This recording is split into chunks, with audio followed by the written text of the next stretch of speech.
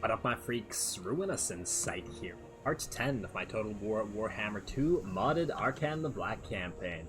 So as we saw last time, after the fall of Sudenburg and the Wadi El Tabuk, the Rakab dynasty, that was the southernmost dynasty that was left here, has fallen, and no other Tomb Kings remain in this area. Our next enemy of choice will most likely be either Tic-Tac-Toe or the remnants of Sudenburg over here in the Plain of Tuskers, before we move on to the Dune Kingdoms over here and then loop back around to Numas. Of course, that's going to take some time, and it only will function as long as the dwarves don't betray us, and they very well might. They are still unwilling to trade with us, so that's a little bit unfortunate. They could give us some money. We will probably have to betray them eventually, because I feel like they're going to betray us. As I've said before, I've had bad luck, or I've had bad experiences with this particular dwarven faction, in that they betrayed me, I think, in every single campaign that I've ever allied with them, so I just can't trust those cats. Anyway, this episode, I think we're going to slow down a little bit. We want to replace some of these units in our armies. I want to get 4 straight units of Wights of Stonewrath Tarn here for Mr. Arkhan the Black, as they are his equivalent of Tomb Guard, or his Grave Guard in this particular case, and I like the way they function. And until we can get a lot of ghosts, I think that they will fulfill the role of his mainline infantry quite nicely. Plus, I think Mr. King Khura over here has more buffs towards the direwolves and fellbats anyway, so he might as well be the one operating those guys generally. So, let's get to that, and we will do so by ending the turn right now, because I don't believe there's anything else to do, so let's do that. In the meantime, this is the 10th episode in the series, and this is just where I'd like to remind you guys to not forget to drop those likes and comments if you're enjoying this particular content, as especially later today, you'll see that there are more Let's Plays to compete with, so yeah, no, it is what it is. And I believe that's the end of this particular turn, and nothing really happened. There was a confederation by the orcs. Grimgor has confederated the Bloody Hands. Oh, the orcs just got real powerful. Okay, I feel like Numas probably destroyed a lot of the Bloody Hands. They seem to be holding on to a lot of their territories, so it does make sense to for that particular faction to confederate. Alright, anyway, let's move you over here to the Black Tower, King Khura, and we will move Arkhan to follow suit. We will need to destroy 4 units right now. So I think that's going to have to be these 3 skeleton spears. I mean, yeah, we're going to be replacing them with more line holders anyway. Maybe we go with 2 skeleton spears, like so. And then we remove a couple of these skeleton archers as well. I want to keep the bats and the vampiric units. And yeah, let's go like this. Arkhan, move here, please. Alright, how do we want to do this? I think what we want to do is we want to give you... Let's give you the bat, so that you have 4 bats and both of the direwolves, and we need 1 more unit gone out of here. I guess we could give away a ghoul. Actually, you know what? Maybe we give you... You know what? Take both of these Nahekar warriors. I don't think we get buffs for them right now. Ah, damn it, now I don't know. Let's just double check. Sunscorched Bones does buff up Nahekar warriors. Okay, so we'll keep those. We'll give you some of the ghouls then. You know what? Take this, and take 2 ghouls, and then from you, we will take... you can keep King Nakesh's Scorpion Legion. You can have a nice unit there. In fact, maybe... I mean, the pseudo-Ghoul King army is going to be the one that is currently recruiting. So technically, Arkhan doesn't really need the Ghoul, does he? We will take the Kepra Guard, just because I think they will work well with the Wights of Stonewrath Tarn, at least temporarily. And then that does max it out. We will then have 1 ghoul unit in here. I'm almost tempted to not take the Kepra Guard and just give you this ghoul and just take the Nahekar warriors like that. At least once again, temporarily. I think that works. We could also just take out one of the skeleton archer units, give it to this guy, and then take the Kepler Guard as well. You know, let's do that. Let's do that. At the end, Arkhan won't have any skeleton archers in his army, so I think that makes sense. Then we just go here and recruit. I guess we're gonna stay here for a bunch of turns. We're gonna recruit 3. Oh, I thought it was 4. Whoops. Okay, so we're gonna recruit 3. Oh, well, it will be 4 total. Yeah. We'll recruit 3 of these guys, and then I guess we'll give Arkhan back something. I guess we'll give him back his skeleton archer. We could also remove another archer, but I feel like he should have at least some range, just in case he fights without King Kura. So yeah, you can give him that. I think that'll work. And then you are going to make yourself another Screaming Skull Catapult. Very, very nice. Now, this army won't be able to hold the line too long. Actually, neither of our armies will. So that's going to be it's going to be hard to fight something like the dwarves, which will make our lines buckle. But it'll be interesting. Let's see, we also got to level up on our Necrotect. What do we get you next? I guess we did go through Tomb Strike, so we might as well just head through to Desert Strike. Devastating Charge plus 30. I think once we have that plus 30 on the Devastating Charge, that's when we hit up the Skeleton Chariot. As together, that'll probably work out a little bit nicer, although it'll actually make the Necrotect a little bit more fragile, even if it does make it hit a little bit harder. Gonna have to decide on that one. Maybe with Conqueror as well. Yeah, the thing is, chariots usually drop your weapon strength, but the Necrotect's regular weapon strength is quite low as it is, so it does make sense to put him on a chariot, as you don't really lose as much as you would from a harder-hitting lord. And we can get speed and HP as well. Yeah, a lot of this stuff does make sense for a chariot. Okay, fine. Fine, game. You got me. I agree. Well, let's go Devastating Charge. Yeah, let's go Devastating Charge. Work towards that chariot. Okay, so that's it for Arkhan. Looks like we've got a settlement upgrade in the Wadi already. Let's do that. And we won't have much left in terms of money. Bel Aliad. What we gotta do here is we gotta build a treasure tomb. We have to build treasure tombs basically everywhere to massively increase our money generation, because as people were saying in the comments, that the special lords are actually a little bit different in SFO, and I do remember reading that they're more special than they used to be. They have more unique stuff on them, and that's actually going to be pretty fun to play around with. Unfortunately, we do need a lot of money to unlock a single one. 5,400, that's a lot of money we could spend elsewhere fixing up our economy, plus the 500 canopic jars. Yeah, let's start fixing our economy so we can save up for that. So we definitely need the treasure tombs, and I think that's all for this turn as well. While Arkhan is building this, oh wait, no, we're gonna upgrade this port. More money. Al-Haik, we're gonna have to. We'll build a salt mine here. I think it'll be time to delete this crypt barracks. We can replace it with this one eventually, but we should probably replace the crypt barracks here with a defensive structure, as this is all going to be coastal stuff. Go for Harbors here, though. We generate a nice amount of cash out of this province. Anyway, well, let's end this turn.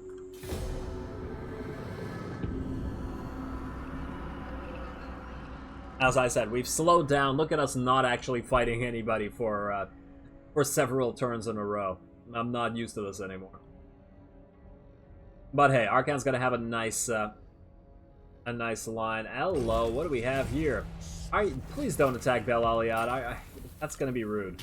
Your army is quite weak, so we will destroy it if... well, not if you attack the territory, but if you run into our actual army. Okay, so Arkhan is nearly finished. King Kura, what I want you to do is I want you to move... Wait, what's the cost for this? 50%. Okay, so King Kura, you are going to move into the Black Tower, regenerate as much HP as possible. Then you're going to take the Pools of Despair for us, while Arkhan takes El Kalabad, and then we will move both together to take Jaluk Oasis and destroy Tic-Tac-Toe for good. Sorry, Tic-Tac, I love you, little guy. You are a very, very fun, one of the more fun Legendary Lord experiences I've had. I'd like to replay him someday, because I did play him on the...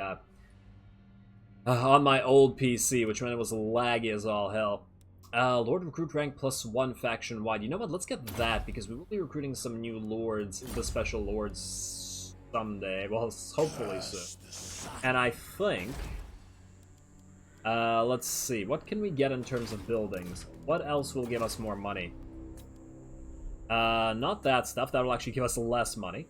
Kofor, we're going to build a defensive territory here, building here. Okay, you know what? I think it's time to get rid of this. Let's demolish it. 2,400 is a pretty nice amount of cash back. I'll certainly take it.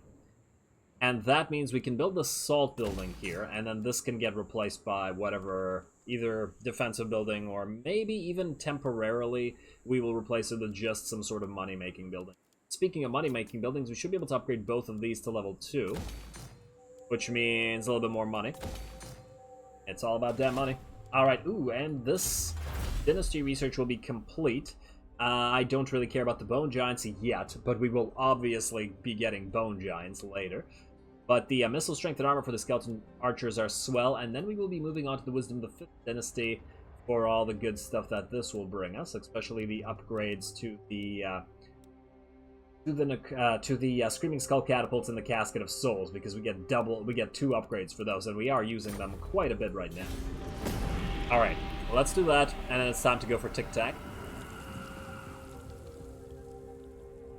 Assuming that nobody declares war on us in the meantime, we should also check back on our other army that's been recruiting this entire time. It's got to have those Crypt Horrors operational by now. Non-aggression pact with Sudenburg. You know what's going to happen. Oh. Oh, no. I was going to attack Tic-Tac-Toe. But this... Oh, Sudenburg, come on. Well, we have to kill them now.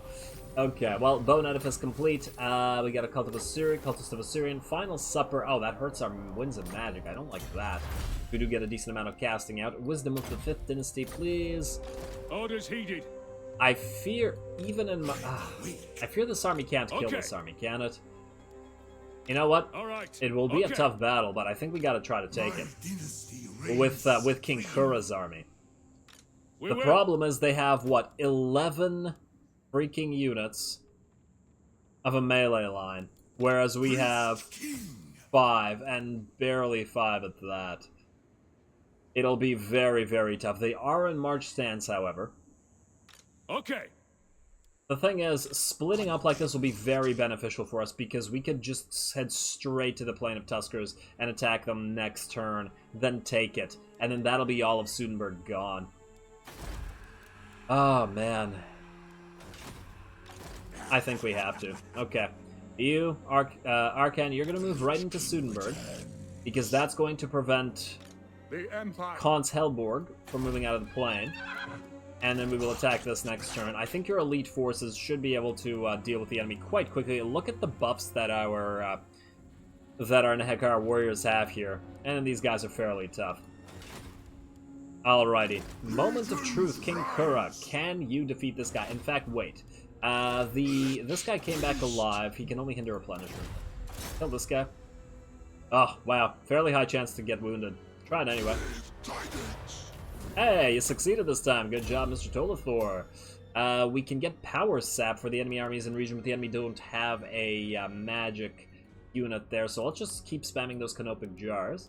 We're gonna need a lot of them. And let's try this. Oh, you know what? We're gonna go into Corrupted Dynasty stance. I don't believe we have any kind of alliance with you. No, we do not. So this will at least give us a free white. Alright, let's do this. Declare war. This will have to be cinematic because it's going to be a hard fight. Oh, maybe not so hard. Huh. But I think the auto-resolve is lying. The enemy basic line, they do have that buff that makes them fairly strong despite being tier 1 units. And we are not quite in the same boat with the lack of a front line that we have here, especially as the ghouls die very, very easily. What we do have, however, is really powerful direwolves. 58 melee attack on these guys. If they're going just after the range units, they should be dealing a lot of damage. And we have the bats and the wolves and the carrion to take care of the range, so I think we're going to be okay.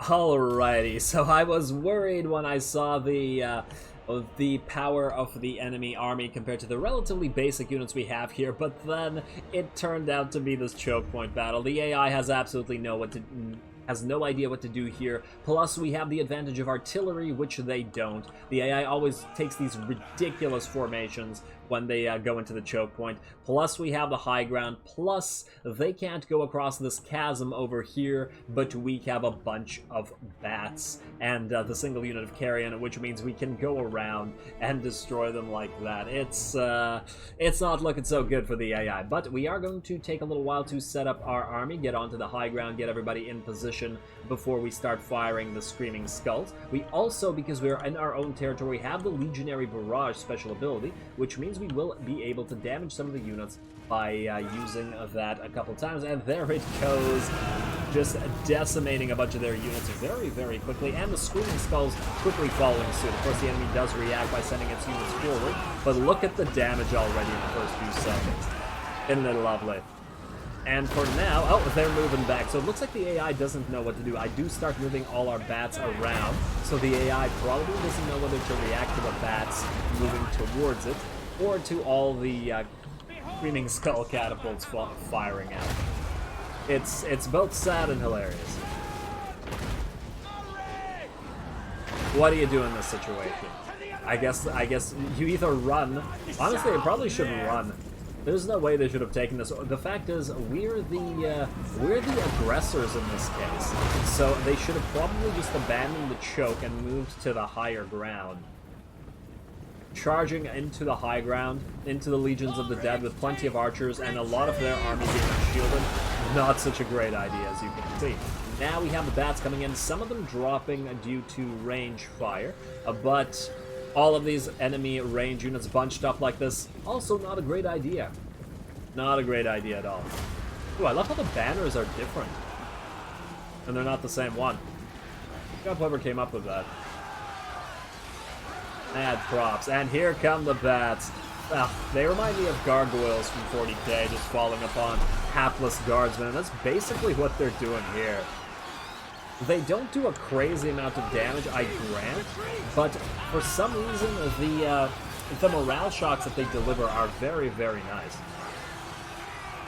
So these guys rout quite quickly, and look, the main force is already basically routing. They try to go up the hill, they get peppered with arrows, they get Screaming Skulls to the face repeatedly, and now our actual army is charging in as well. Screaming Skulls flying at the monitor, and we have the Tomb King coming in with the white leading the way. Man.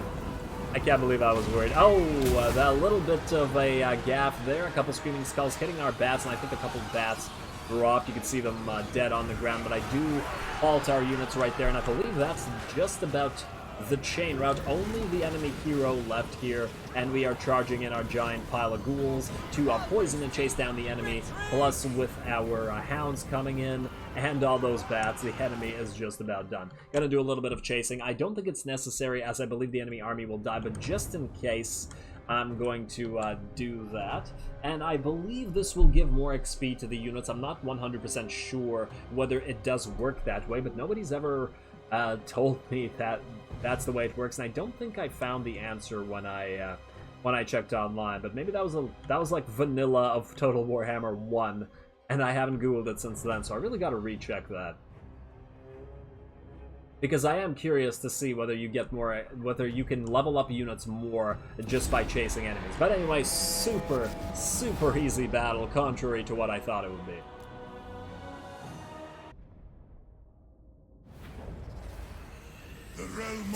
Man, oh man, that was one of those situations where I straight up felt bad for the AI. I mean... and I was worried. The AI just did not know what to do with that choke point battle, getting stuck in the choke point and then moving back and forth like it didn't know how to act between all the bats attacking their range units and the catapults raining Screaming Skulls on them, and them having to walk uphill into a skeleton archer fire. Amazing.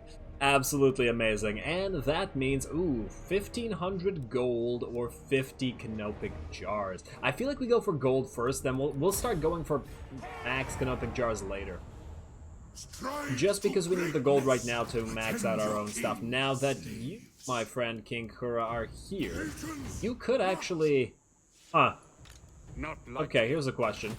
Do we move King Kura to help at the Plain of Tuskers, or do we let Arkhan take care of that himself? You know, I think we let Arkhan take care of that himself. These guys will not... We do have to remember that these guys will not have the March debuff, so they will not route nearly as easily. But Arkhan has some damn nice stuff, and I feel like I'd rather get this guy to the Pools of Despair as quickly as possible. So let's do that. Let's move him once again. You know what? Let's move him to the... I was about to say to the edge here, but maybe just move him to the Black Tower of Arkhan. What I want is I want him to move here next turn, then start raiding, and then slowly make his way up to the Pools of Despair. And Tolathor, you can move over here to scout the area as well. Now, we do have cash, which means we should be able to get some stuff built. The question is what and where. We actually have enough cash to build our first treasure tomb, and the fact is the Black Tower of Arkhan is generating so much cash by itself right now that this might very well be worth the effort, despite the massive, massive cost. It's only an extra 10%, so in reality it'll only give us an extra 100 gold. Let's see what else we have. Oh, we should upgrade cavalry to level 3. Yeah, absolutely, because it'll also make a massive amount of cash. Yeah, plus we gotta remember we need to build those pyramids at Kemri and at Zandri, because we didn't get them via conquest. What do we have here? Oh, look who's done. Intef, buddy. You good now?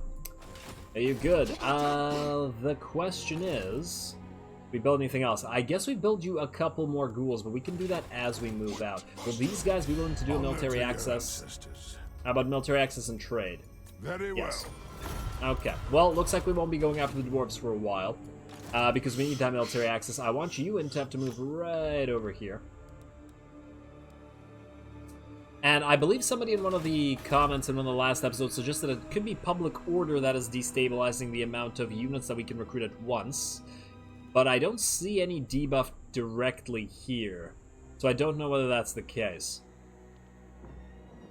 Maybe with a high public order, it'll just increase it. Maybe that's the way it works. I'm not entirely sure. Okay, so we have plenty of wolves and stuff here, so we'll just need a few more crypt ghouls. We can only get one, but we can replace one from the Legion of King Kura.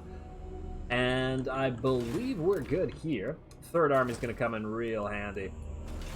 We should probably send somebody to take care of this. I really don't need to lose. And I don't think there's anything else to build. As I said before with regards to Kofur, we're going to have to build the Tower of Bone here, as it is once again a coastal settlement, and I always build defensive buildings on the coast. And same with you, Al-Haik, to be honest. Although nobody out here is at war with us right now, so I'm not super afraid of them sailing out here. So maybe temporarily, at least in Al-Haik, we can build a, let's say, a growth building. Let's go with the Grand Ossuary. On the other hand, if we go Tainted Oasis instead of growth, we would get the option to change out of the Worship of Asaph and increase our tax rate and construction cost decrease. Yeah, let's do that instead. Alright.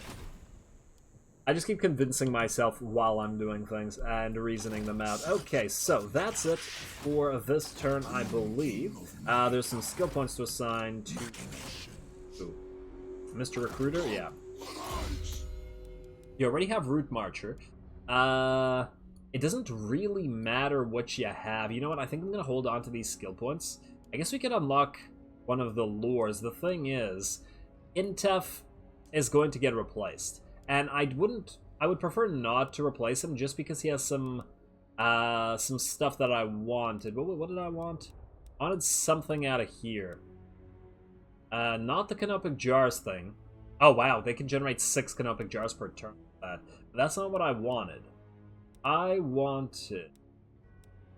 swear he had something that increased the power. Huh. Maybe they don't. I thought these priests had an ability. It's not Grand Vizier's command. It's not any of this stuff. It's not this. Okay, so it looks like we can freely replace him. Yeah, I don't see anything. Okay, I think we're fine. I think we're fine. We're just going to pop these points into Canopic Jar holders, then we're going to replace him with the Desert Lord that we have coming up. Walk off of the First Dynasty as soon as we get that 500 Canopic Jars, which we should get as soon as we deal with Tic-Tac-Toe, which should be next episode. So, pretty soon, I think. Alrighty, let's end that turn. As long as we don't spend any more Canopic Jars, and we could spend some on unlocking some more Legions of the Lost, or whatever the hell they're called. I know I've been calling them the wrong thing every time, but I'm not going to learn, so get used to it. Let's save the Canopic Jars just so we can get one of that first Desert Lord. Where the hell is this guy going again? Glade Lord. Keeps moving around all weirdly. Alright, Arkhan, you are going to sail out in a second. You are going to go into raiding stance right here into the Pools of Despair. Sorry, Tic-Tac. You're going to hate on us after this. But hey, free money is free money. Well, let's move out here. I would like to know where Tic-Tac-Toe's main army is, though. And why are the dwarves in our territory? What are you guys doing? We're trading. We're friends now. Broken treaties with Tlaqua. Oh, they won't like us. They won't like the fact that we're going to attack Tlaqua, will they? Oh, well. Intef, hell out of here. Aha, there's the main army. Hopefully this guy doesn't insta-attack these guys before we declare war. That would hurt. After spending all that time recruiting. But I wouldn't even be mad, because that's what I would do if I was in Tic-Tac-Toe's shoes. I don't think he wears shoes. Talons, whatever.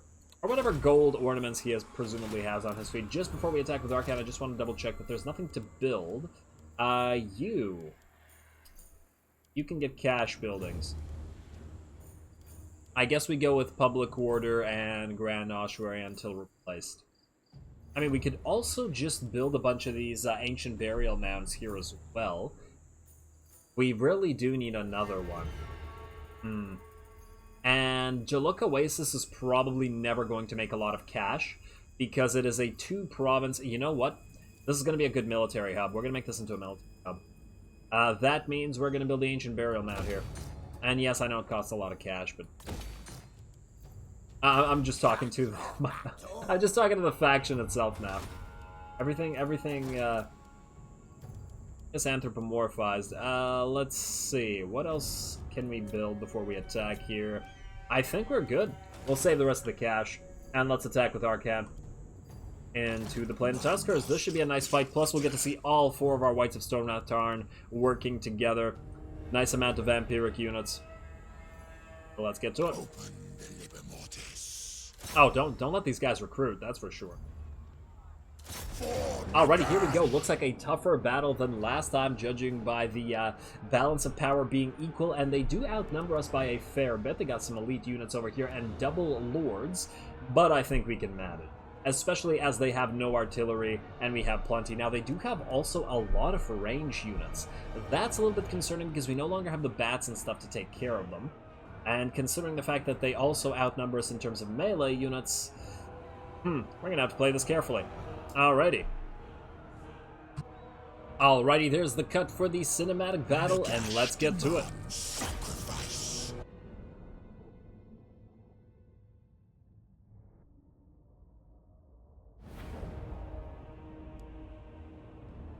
Alrighty, here we go, the last stand of Sudenburg, and the debut battle of the Legion of Stonewrath Tarn. 4 of these white units, and they're pretty cool, and I like the fact that they're vampiric because, well, obviously we have a theme going on here. They're not ghost units, unfortunately, but hey, it still works with Arkhan.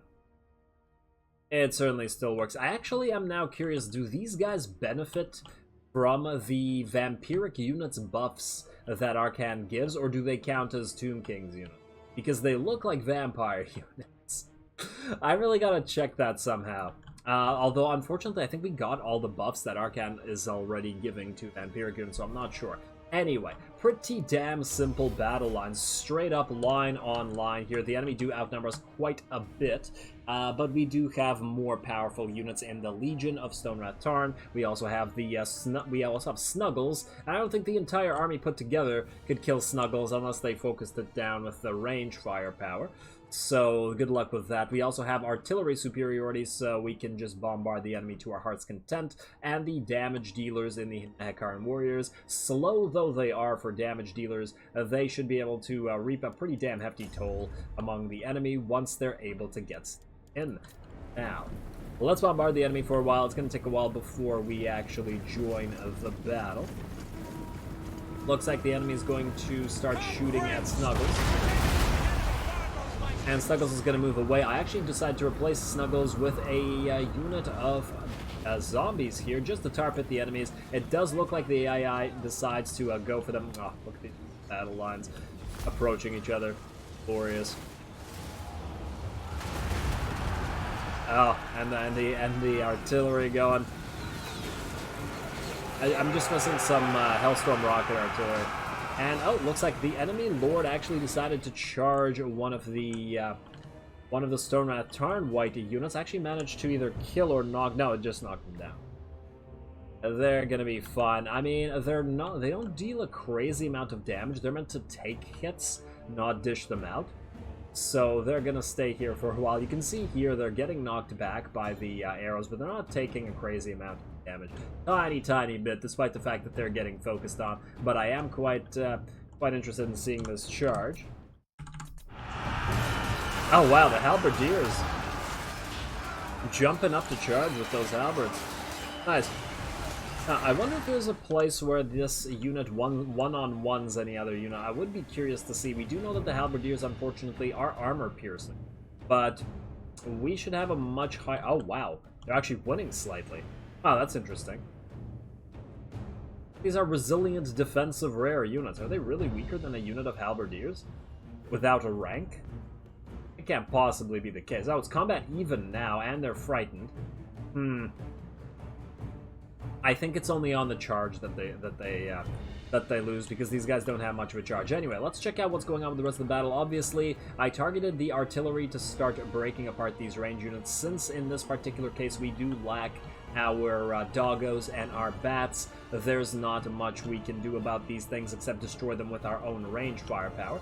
Over here, I made a little bit of mistake on the rightmost flank, wherein a single unit of halberdiers was able to block both two units of Nehekaran warriors, as well as the unit of the Kepra guard. I actually tried to get the Kepra guard to go around these guys. Like you can see them trying to run past, but I think that they got engaged and they just can't make it past the enemy, unfortunately. A little bit of an annoyance, but not a big deal at the end of the day. This is a really good use of one single unit of halberdiers, especially considering that the enemy army already outnumbers us. Anyway, let's get back to the main battle over here.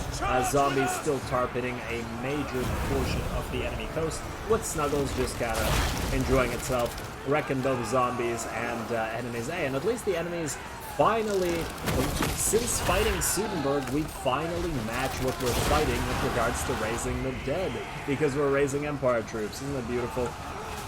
And let's see, I believe I sent Arkhan as well as the Necrotech to fight their lord and their captain that they sent out here.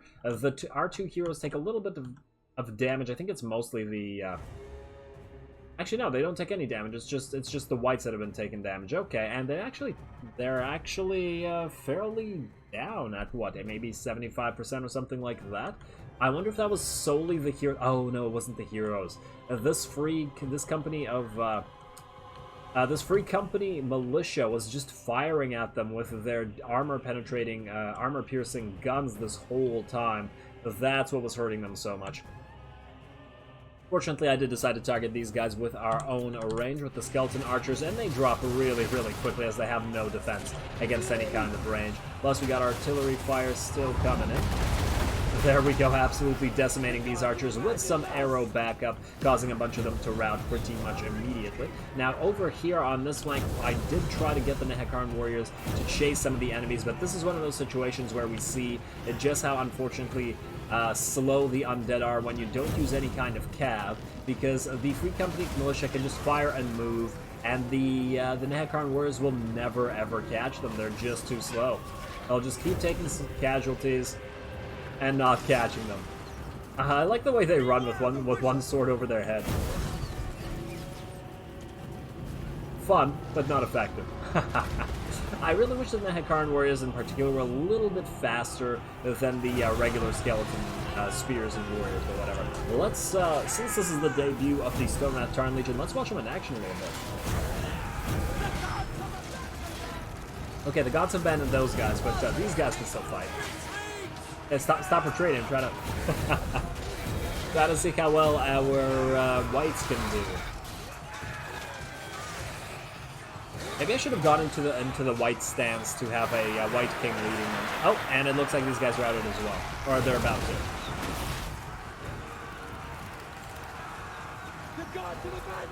There we go, the gods abandoned yet another unit, but several of the enemy units are deciding to come back. The enemy lord is also just about to rout, and I think this battle is just about over. The whites certainly held the ground quite well. What the hell happened here?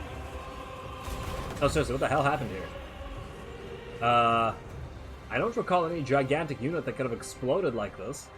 Did their captain or their lord die? No, their lord's still alive all the way over here. Oh, maybe this giant blood splat.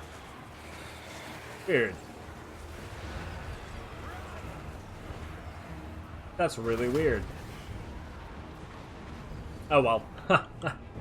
A blood just magically appeared. Okay, so these are the only units that have not routed, I believe. We do have our damage dealer, Assyrians, Legion of the Netherworld, attacking the Free Company militia, and the Free Company are dropping extremely quickly. In a few seconds, they drop by like 10 units. I mean, quickly for such an early game unit. There we go, and now they're running. They can't really damage these guys because they're ethereal, and they would just heal up from the third level of the Realm of Souls. Unfortunately, we were so close to summoning the Ushapti. I was expecting to summon a unit of Ushapti on the last remaining range units, but we just didn't quite lose enough troops. At the end of the day, we didn't actually lose a lot of troops, because the Whites of Stonewrath Tarn in particular, they lose a lot of HP, but they didn't lose almost any models, interestingly enough. It's interesting to see how units work like that, although I assume that if they were being hit by artillery or by spells, they would be losing more models as opposed to just getting thrown around. But hey, that is that. So much for Sudenburg.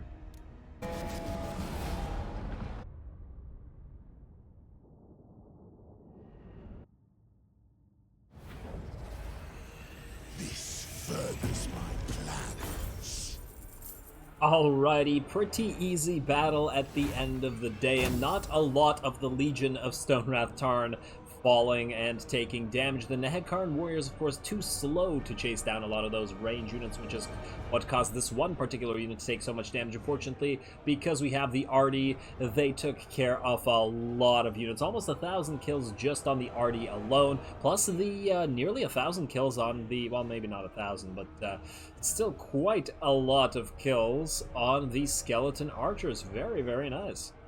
I'm very impressed.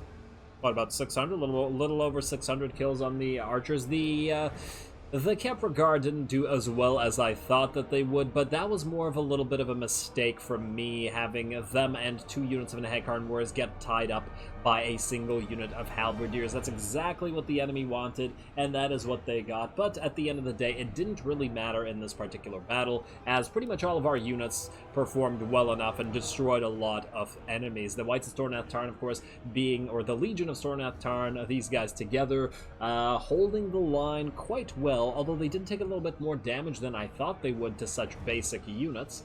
Hopefully once we get them a little bit more missile resistance and all that stuff, they won't take as much damage to crossbowmen and such. Although I do suppose that the crossbowmen are,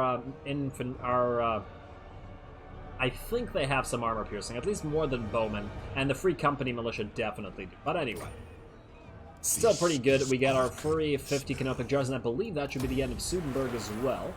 And province secured, Sudenburg destroyed. Beautiful, yet another faction bites the dust.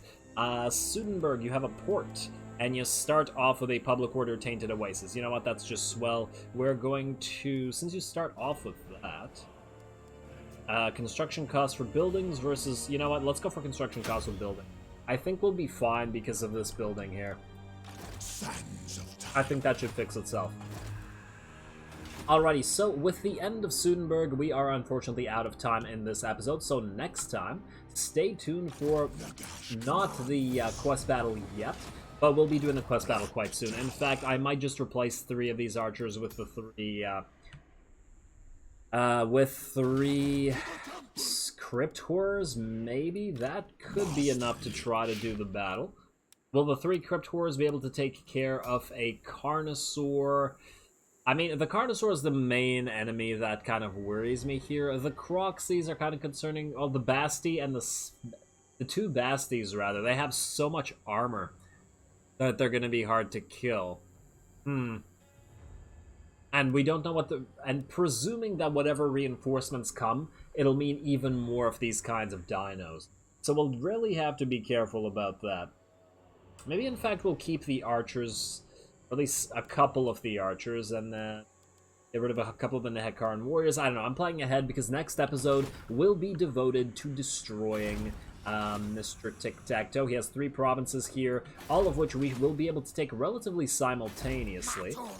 We will need at least 2 armies to assault Jaluk Oasis, but I think El Kalabad and the Pools of Despair can be easily taken by probably Intef. I think I'll send Intef up this way, and I'll send King Kura down to help and assault Jaluk Oasis, simply because he has all these Fellbats, and the Screaming Skull Catapults, and the range firepower, all of which are great in a siege, especially since the Monstrous Infantry, with the removal of the scaling, or Monstrous Infantry on top of walls mod / climbing ladders mod, we won't be able to get too much out of that. But anyway, Tic-Tac-Toe will be a problem for next time. So with that said, as always, I do appreciate any and all feedback with regards to the gameplay or the way I do things on this channel. If you have a second, please do take it to leave a like and a comment to support the channel. It really helps. As always, all glory to the algorithm, and thanks for watching.